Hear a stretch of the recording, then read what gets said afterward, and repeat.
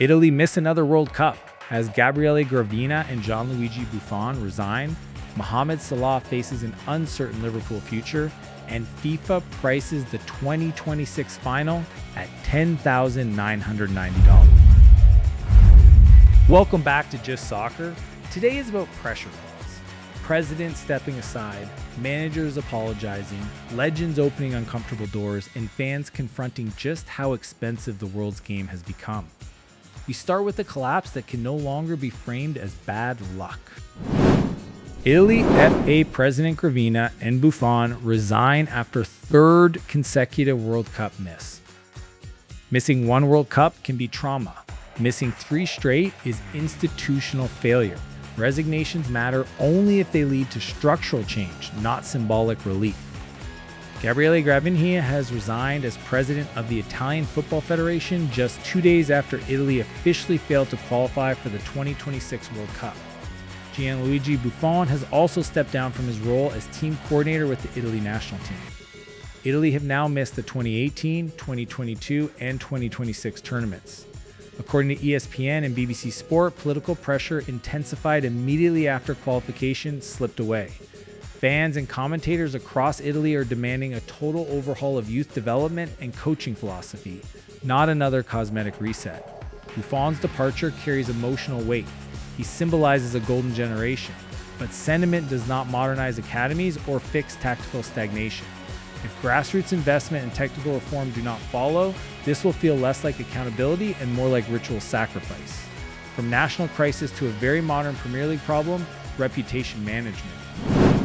Spurs boss Roberto De Zerbi apologizes for past Mason Greenwood comments. Before shaping Tottenham tactically, Roberto De Zerbi has had to stabilize the moral ground beneath him. An apology can pause the backlash, but it does not automatically rebuild trust.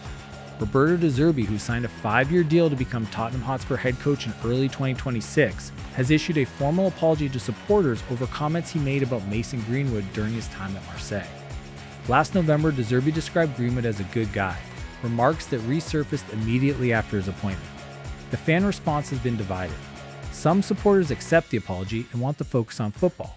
Others remain skeptical and argue that the board should have anticipated this reaction before committing long-term. De Zerbi is known for positional play and aggressive build-up, not crisis communication. But modern managers inherit more than a squad. If results are strong, this fades. If they stumble, this issue will not stay buried. In Spain, the conflict shifts from optics to workload and timing. Barcelona president Joan Laporta criticizes FIFA following Rafinha injury. Joan Laporta is not wrong to question the calendar, but public battles with FIFA are never just about welfare.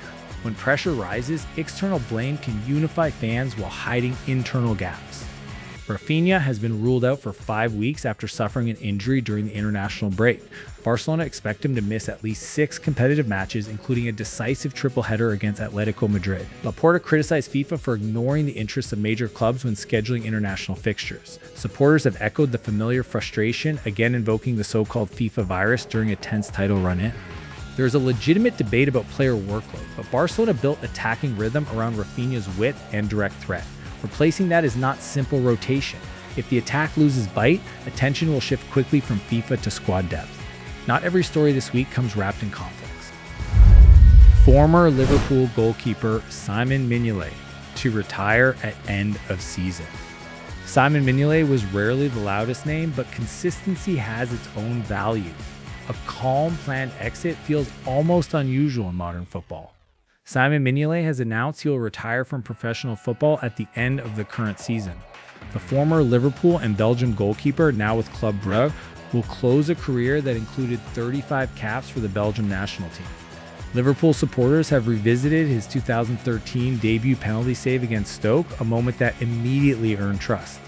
He endured Premier League scrutiny, then rebuilt his reputation back in Belgium. He is not leaving mid-season. He is finishing on his terms. In a sport obsessed with constant motion, that kind of ending feels quietly dignified. From one Liverpool farewell to a far more uncomfortable possibility. Steven Gerrard advises Mohamed Salah on Liverpool exit following slot fallout. When Steven Gerrard normalizes the idea of Mohamed Salah leaving, it signals genuine tension. Liverpool now face the emotional cost of transition under Arne Slot. Steven Gerrard has revealed he advised Mohamed Salah not to leave Liverpool under a cloud following a public fallout with current manager Arne Slot. Gerrard said it may be in everyone's best interest for Salah to move on if the situation cannot be repaired. Salah is Liverpool's all-time leading Premier League goalscorer. This is not idle speculation. Hearing a club legend speak so openly has unsettled supporters. There is no confirmed destination and no completed transfer. But this is not noise without smoke. If Slot is reshaping Liverpool's identity, sentiment will not halt change forever. The real test is whether the club and its fans are ready for life after Salah. And finally, the sport's biggest stage meets its biggest price tag. FIFA World Cup Final top ticket prices hit record $10,990.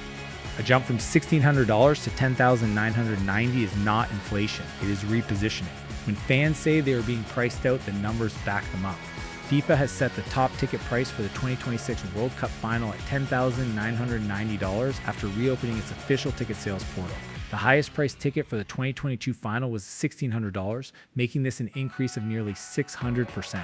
The portal reopening was reportedly plagued by technical glitches, adding frustration for fans already struggling with costs. Social media reaction has been fierce, with accusations that FIFA is sidelining traditional supporters. The 2026 tournament will be a 48-team commercial giant across North America. But football still sells itself as the world's game. When the biggest night carries a luxury price tag, that slogan starts to sound more like branding than belief. Leadership falls in Italy, apologies lead in Tottenham, Barcelona argue with the calendar, Liverpool brace for a possible goodbye, and FIFA leans into premium pricing. Power in football moves fast to protect itself. Real reform and real access always lag behind. This has been Just Soccer.